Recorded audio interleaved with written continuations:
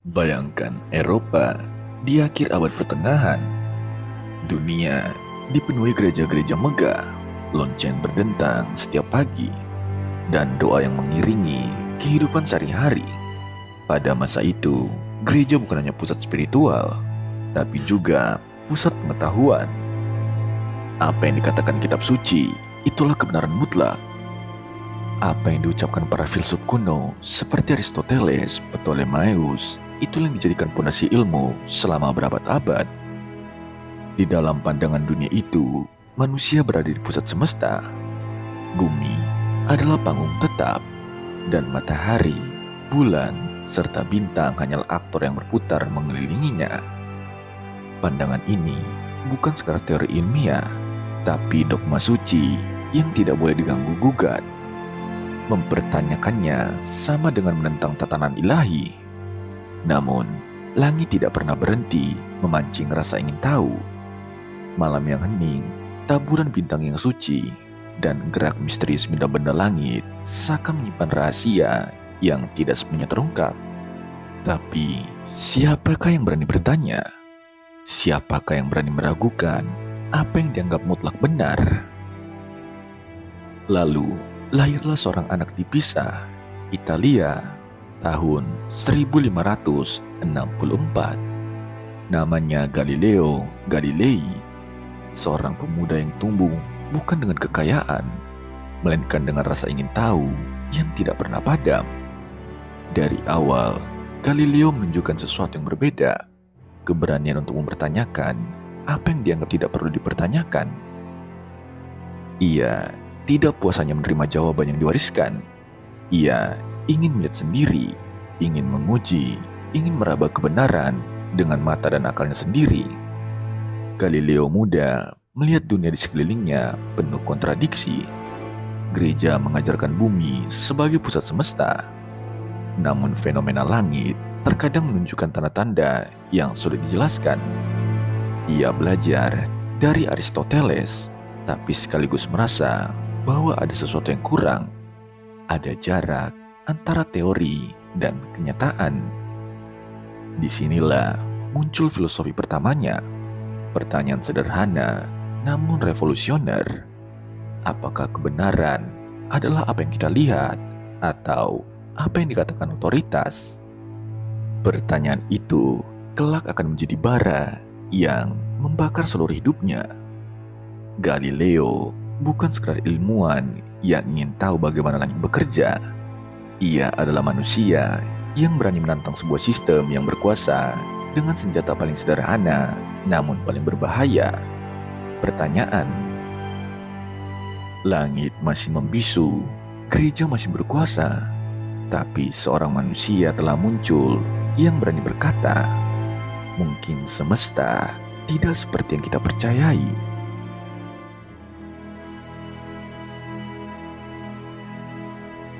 Tahun 1609, Galileo Galilei mendengar kabar tentang sebuah penemuan sederhana dari Belanda. Sebuah tabung dengan lensa yang bisa membuat benda jauh tampak lebih dekat. Bagi kebanyakan orang, itu hanya alat mainan, sebuah hiburan kecil untuk melihat kapal dari jauh. Tapi bagi Galileo, itu bukan sekedar mainan. Itu adalah undangan untuk menembus batas penglihatan manusia.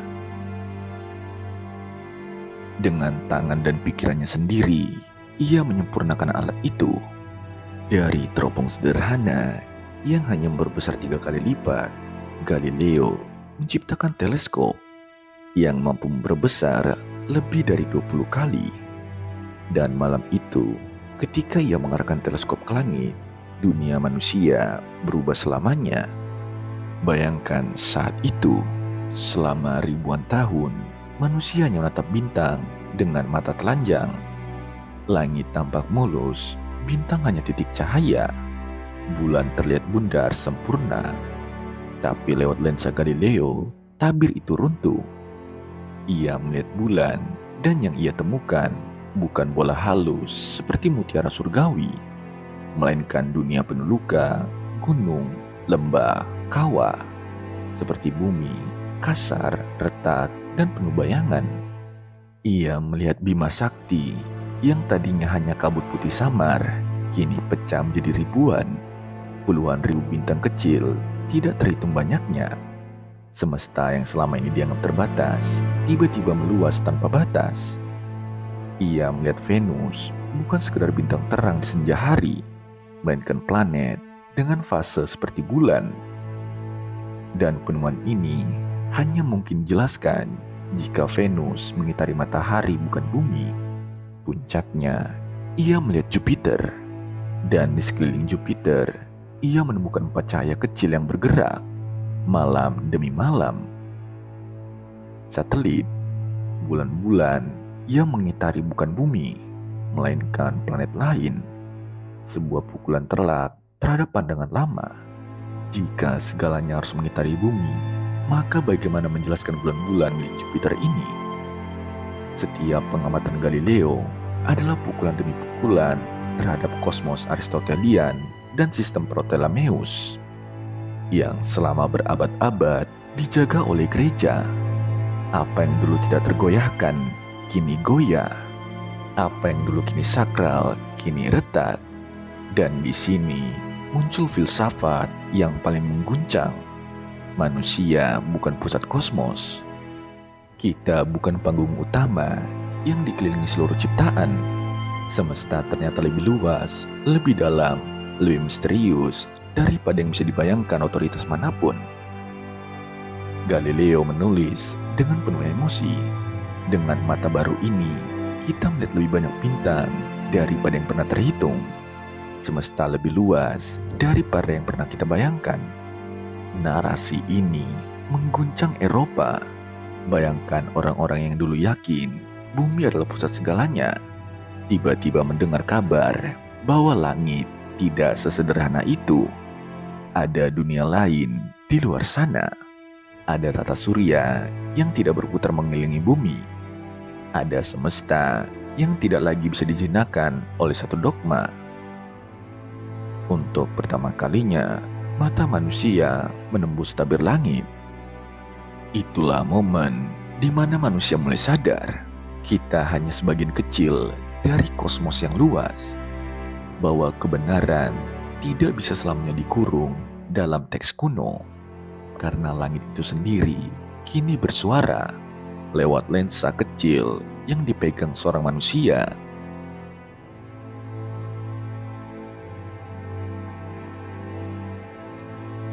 Pada awal abad ke-17, Eropa masih berdiri di bawah bayang-bayang gereja Katolik. Gereja bukan sekedar institusi agama, ia adalah penjaga kebenaran, penentu mana yang boleh dipercaya, mana yang harus ditolak. Kosmos Aristoteles dan sistem Ptolemaeus dengan bumi sebagai pusat bukan hanya teori ilmiah, tapi juga pondasi teologis. Jika bumi bukan sebagai pusat, maka bagaimana dengan tempat manusia dalam rencana Tuhan? Jika matahari pusat segalanya, apa itu berarti manusia kehilangan keistimewaannya?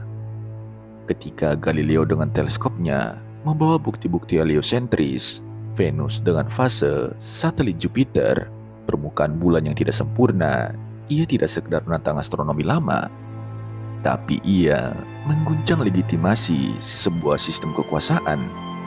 Teori Kopernikus sebenarnya sudah ada hampir seabad sebelumnya, tetapi dianggap sekedar hipotesis matematis, bukan kenyataan. Gereja menganggapnya berbahaya karena mengubah struktur kosmos berarti juga mengubah tafsir Alkitab. Maka teori itu dilabeli sebagai bidah. Galileo dengan keberaniannya memilih jalan berbeda. Ia tidak berhenti pada catatan sains pribadi. Ia menulis, ia menyebarkan, ia mengajarkan. Dan yang paling berbahaya, ia menulis dalam bahasa Italia, bahasa rakyat bukan Latin. Dengan begitu, ilmunya keluar dari ruang para akademisi, menjangkau telinga masyarakat luas. Disinilah bunturan besar dimulai. Gereja melihat Galileo bukan hanya ilmuwan, melainkan ancaman. Sebab kekuasaan tidak pernah takut pada teori. tapi selalu takut pada teori yang bisa menyebar, menggoyahkan keyakinan, dan meruntuhkan monopoli kebenaran. Filsafat politik memberi kita kacamata tajam. Michael Foucault berbicara tentang pengetahuan sebagai kekuasaan. Siapa yang menguasai definisi kebenaran, ia menguasai dunia. Gereja memahami ini. Selama bumi dianggap pusat, gereja adalah pusat otoritas moral. Tapi jika matahari menjadi pusat, maka otoritas itu mulai bergeser. Hannah Arendt mengingatkan bahwa kekuasaan selalu mencoba mengendalikan narasi. Dan narasi paling kuat saat itu adalah kosmologi. Galileo menantang narasi bukan dengan senjata, melainkan dengan argumen dan bukti. Galileo tidak pernah mengangkat pedang, senjatanya adalah teropong dan kata-kata. Tetapi justru disitulah bahayanya. Pedang bisa dipatahkan, pemberontakan bisa dipadamkan. Tetapi ide bisa menyebar, mengakar, dan bertahan lebih lama daripada bangunan megah kekuasaan. Ketegangan semakin memuncak ketika Galileo menerbitkan dialog concerning the two seaboard systems, sebuah dialog fiksi antara tiga tokoh yang jelas-jelas memihak Kopernikus dan merendahkan pandangan Ptolemeus. Lebih buruk lagi, tokoh yang membela pandangan lama ditulis Galileo dengan nama Simplicio, yang dalam bahasa Italia berarti si dungu. Banyak orang, termasuk Paus Urban ke-8, merasa disindir. Dan disinilah garis api ditarik. Galileo dipanggil ke Roma, diadili, dan diinkuisisi. Dipaksa untuk menyangkal pandangannya sendiri. Bayangkan tragedinya. Seorang ilmuwan yang melihat lebih jauh dari zamannya, kini harus berdiri di hadapan pengadilan. Bukan karena salah perhitungan, tapi karena salah bicara pada kekuasaan. Filsafatnya jelas, kekuasaan bertahan dengan menguji kebenaran. Galileo berjuang dengan membuka mata manusia. Pertarungan ini bukan sekedar tentang planet yang mengitari matahari, tetapi tentang hak manusia untuk melihat dengan mata sendiri, bukan hanya percaya pada otoritas. Inilah drama besar abad itu. Seorang manusia melawan institusi raksasa bukan dengan pedang, tetapi dengan argumen. Dan justru karena itu, pertarungan ini begitu abadi.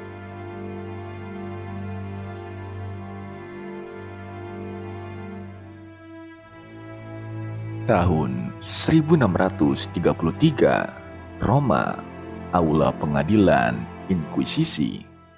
Di hadapan kursi-kursi megah para kardinal, seorang pria tua berambut putih, tubuhnya renta, langkahnya berat, berdiri dengan mata yang masih menyimpan api.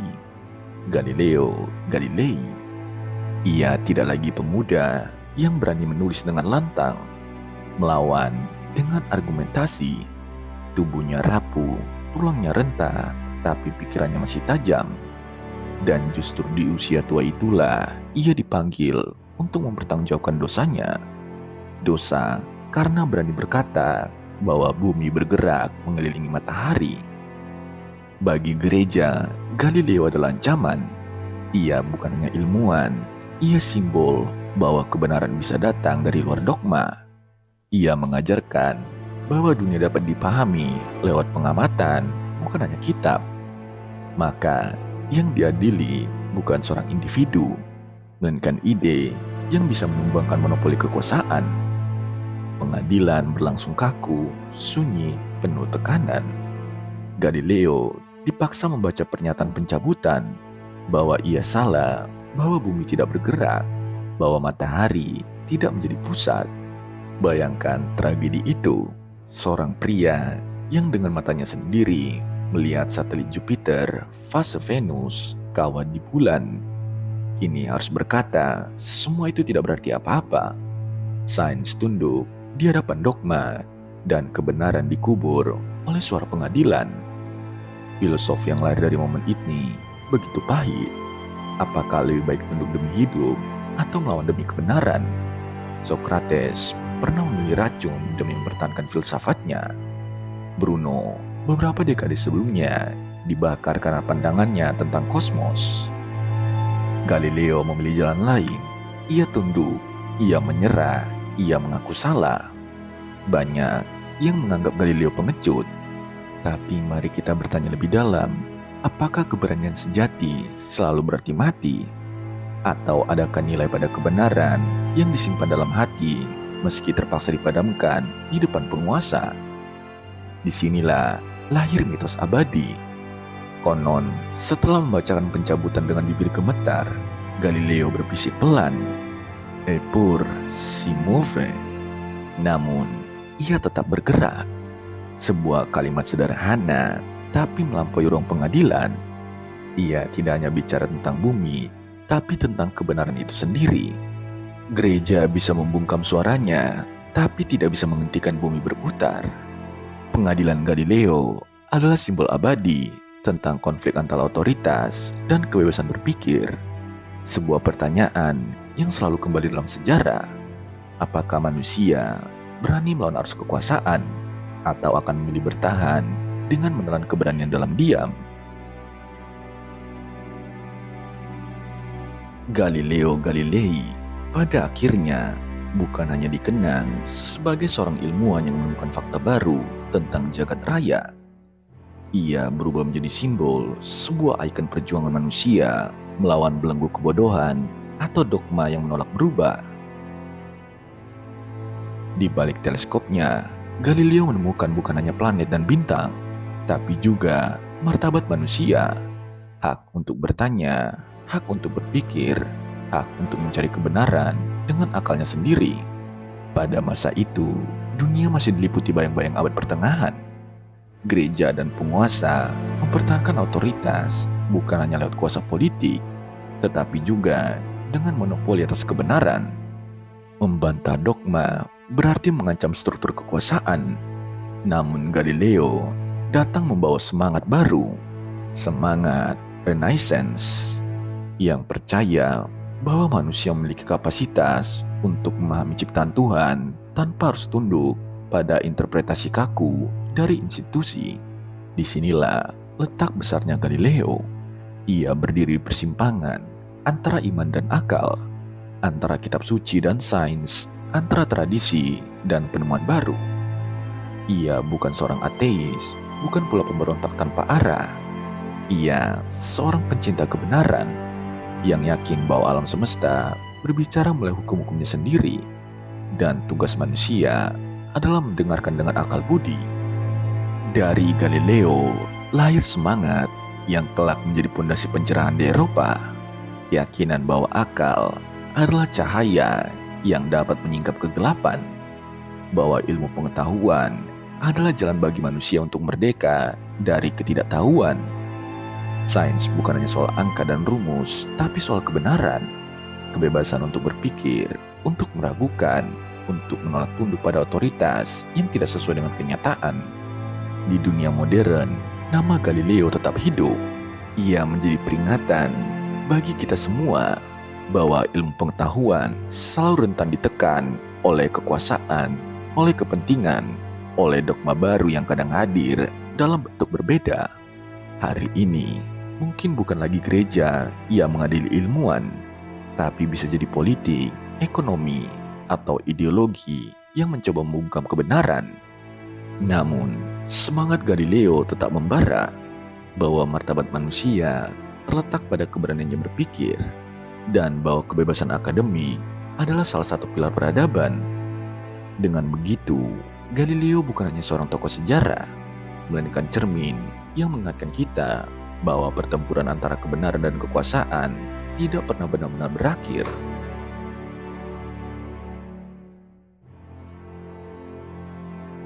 Setelah Galileo, dunia tidak lagi sama. Pandangannya membuka pintu yang tidak mungkin ditutup kembali. Dari teleskop kecil yang ia arahkan ke langit, lahirlah revolusi pemikiran yang mengubah jalannya sejarah manusia. Isaac Newton, generasi setelah Galileo, membangun hukum gerak dan gravitasi berdasarkan fondasi yang Galileo letakkan. Jika Galileo adalah pembuka jalan, maka Newton adalah arsitek yang menyusun bangunan megah fisika klasik. Bersama-sama, mereka melahirkan sains modern, sebuah cara baru memahami realitas, bukan melalui dogma, melainkan melalui observasi, eksperimen, dan hukum alam. Dampaknya melampaui dunia ilmiah. Sains menjadi pondasi peradaban, dari mesin uap yang menggerakkan revolusi industri, hingga listrik yang menerangi dunia, hingga teknologi digital yang kini menghubungkan miliaran manusia. Semua jejak itu bisa ditarik kembali ke keberanian seorang tua yang berani berkata, bumi tidak di pusat, melainkan hanyalah satu planet kecil yang mengitari matahari. Secara filosofis, warisan Galileo lebih dari sekedar rumus dan penemuan. Ia mengubah cara manusia memandang dirinya sendiri. Selama ribuan tahun, manusia hidup dalam ilusi bahwa bumi adalah pusat semesta, tempat istimewa yang menjadi poros segalanya. Galileo meruntuhkan ilusi itu. Ia menempatkan kita bukan sebagai pusat, melainkan sebagai bagian kecil dari kosmos yang jauh lebih luas, misterius, dan agung. Ironisnya, justru dari kerendahan posisi itu, lahirlah kebesaran manusia. Dengan menyadari bahwa kita hanyalah setitik debu di antara bintang-bintang, manusia menemukan kerendahan hati sekaligus dorongan untuk terus mencari. Tidak lagi puas dengan jawaban yang dangkal, melainkan selalu bertanya, mengapa, bagaimana, apalagi yang belum kita ketahui. Itulah warisan sejati Galileo, bukan segera teleskop atau catatan ilmiah, melainkan sebuah cara pandang baru terhadap kebenaran dan eksistensi manusia dalam semesta. Cara pandang yang hari ini masih menjadi pondasi ilmu pengetahuan, dari laboratorium sains hingga misi penjelajahan luar angkasa. Galileo menunjukkan bahwa dalam kesunyian malam, dengan teleskop sederhana, manusia bisa menentang ilusi, dan dengan itu mengubah arah peradaban.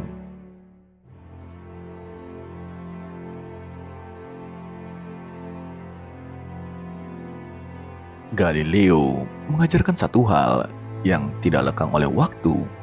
Kebenaran bisa dibungkam, tapi tidak pernah bisa dimusnahkan. Ia mungkin dipaksa berlutut di hadapan pengadilan, dipaksa menyangkal apa yang ia lihat dengan matanya sendiri. Namun, realitas tidak tunduk pada perintah kekuasaan. Bumi tetap berputar, bulan tetap penuh kawah, Jupiter tetap memiliki satelit. Fakta akan selalu lebih keras dari dogma. Kini berabad-abad setelah Galileo, kita hidup di era yang penuh paradoks. Di satu sisi, pengetahuan manusia melesat jauh melebihi imajinasi zamannya. Namun di sisi lain, kita justru kembali terjebak dalam pertarungan antara kebenaran dan manipulasi. Era pasca kebenaran, banjir hoaks, dan politik mengandalkan emosi ketimbang fakta adalah pengingat bahwa pertarungan Galileo belum selesai. Yang lahir dari kisah ini jelas, ruang kebebasan berpikir adalah pondasi kemajuan. Tanpanya, ilmu hanyalah alat propaganda. Tanpanya, kemajuan hanyalah ilusi yang rapuh. Menjaga kebebasan berpikir berarti menjaga martabat manusia itu sendiri. Dan mungkin disitulah letak keabadian Galileo. Ia bukan hanya seorang ilmuwan, melainkan simbol keberanian intelektual. Keberanian untuk mempertanyakan meski sendirian. Keberanian untuk berkata, semesta lebih luas dari yang kau izinkan. Kini, langit yang dulu membisu telah kita pahami. Kita bisa menjelajah bintang, memotret galaksi jauh, bahkan merancang misi ke planet lain. Semua itu bermula dari teleskop kecil seorang tua yang menolak diam. Pada akhirnya warisan Galileo bukan hanya tentang sains. Ia tentang kemanusiaan, tentang keberanian melawan gelap, tentang keyakinan bahwa kebenaran, meski terlatih, meski dibungkam, akan selalu menemukan jalannya. Langit yang dulu membisu, kini kita pahami. Semua bermula dari keberanian seorang manusia yang menolak diam. Dan terima kasih.